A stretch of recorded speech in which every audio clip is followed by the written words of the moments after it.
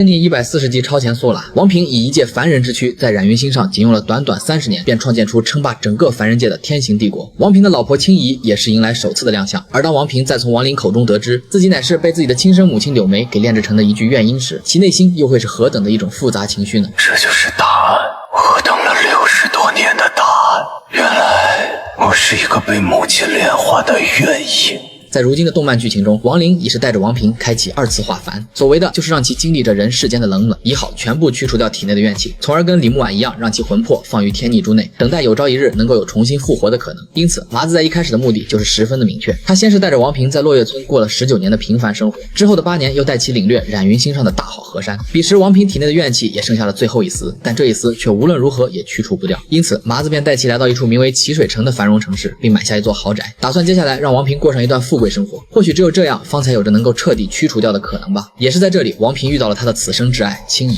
此女乃是冉云星孙家的一位外门弟子，其实力目前仅是筑基修为。青怡的师傅则是结丹实力。他师徒俩本来是陪伴着一个名叫云无风的男子，在一处餐馆内就餐。这云无风虽仅是炼气修为，但却是罗天北域5大主星之一的云海星的云家族人，其家族的总体实力比幻家都高上不少。他偶然一次随家族之人来到冉云星，因青怡那绝美容颜，便暂住在此星球之上。恰巧王林父子也在此处餐馆内就餐，王平因呢继承了柳眉绝美姿色的长相，也是让的青怡有些小鹿乱撞的感觉。结果这却把云无风的醋坛子给砸了个稀碎。他出言嘲笑王平乃是一个土包子的同时，青怡的师傅竟还妄图欲要废掉王平。愤怒之下的王林一个眼神便将那老者的金丹给瞪碎了。云无风也是差点吓尿裤子。后来青怡见到自家师傅捏碎传信玉简，便好言提醒王平他们赶紧离开此处。也正是此举让的王平对青怡有了一丝爱慕之情。只不过这里他俩并未捅破那层窗户纸。后来赶来支援的孙家2位元婴修士也是在麻子一个眼神的警告之下，被吓得连半点作战的勇气都没有的，便灰溜溜的逃离了此处。此事后来自然也惊动了目前孙家实力最高且乃是鹰变后期的副家主孙启明。至于当初的孙兴，由于在麻子的帮助下永远的止步于鹰变初期，目前一直是不问世事的闭关状态。孙启明在刚一踏入亡灵所住之所时，便察觉到对方那似曾相识的熟悉气息。要知道孙家如今能够称霸冉云星，这许木可是有着非常大的功劳啊，他如今怎么还敢在太岁头上动土的呀？因此他便下令，以后所有孙家之人不准再踏入此地，方圆千里之内。在这之后，王林便对王平直言说，接下来会给他30年的富贵生活，也算是对其不能修道的一个补偿吧。可在王平看来，王林曾教育过他，人的一生应当逆天而行，遇山则越，遇川则渡，遇海则跨。既然爹不让我修道，那么我便要成为凡人当中的至尊。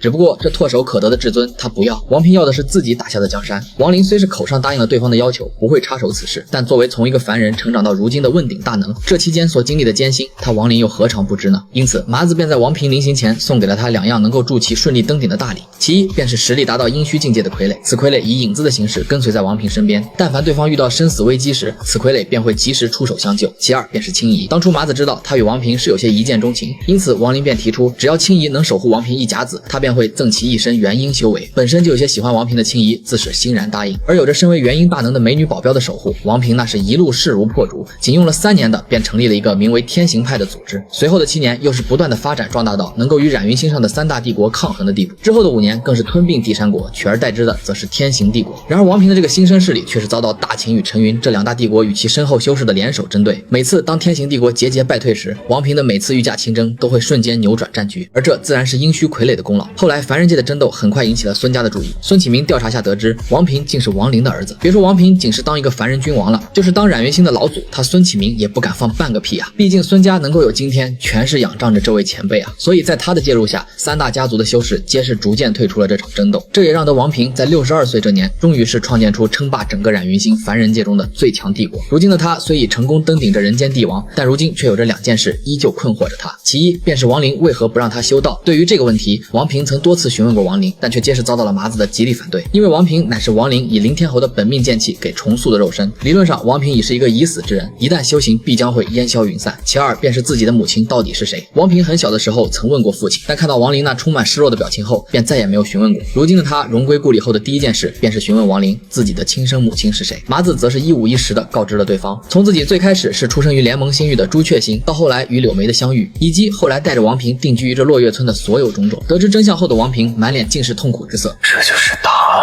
我等了60多年的答案。原来我是一个被母亲炼化的怨婴。可能一时间接受不了这么大的打击，又或许是怨恨亡灵欺瞒了自己这么久。心灰意冷之下的王平次日便带着青怡离开了亡灵身边，他两人则定居于一个与世隔绝的边陲小镇。这么一待便是10年，10年的平凡生活让的王平也是渐渐的明白了亡灵的良苦用心。可也就是在这时，麻烦也悄然逼近，因为先前麻子在千幻星冒充雷仙使者一事引起了雷仙殿的注意，实力达到阴虚境界的雷仙使者雷道子奉命前来染云星调查此事。以他的修为根本感应不到麻子的存在，但却察觉到了由剑气所凝聚的王平。就在他欲要对其图谋不轨时，麻子及时出现并斩杀了这雷道子。之后亡灵对王平诉说出对方不能修道的真正原因，得知真相后的王平了却心结，其身上的最后的一丝怨气也是彻底消除。至于青怡也是甘心一起陪伴着王平，他二人化为2枚光团的被亡灵收入天女珠内，等待着有朝一日能够重新复活，再相守一生。至此，这甚为精彩的2次化凡便彻底落下帷幕。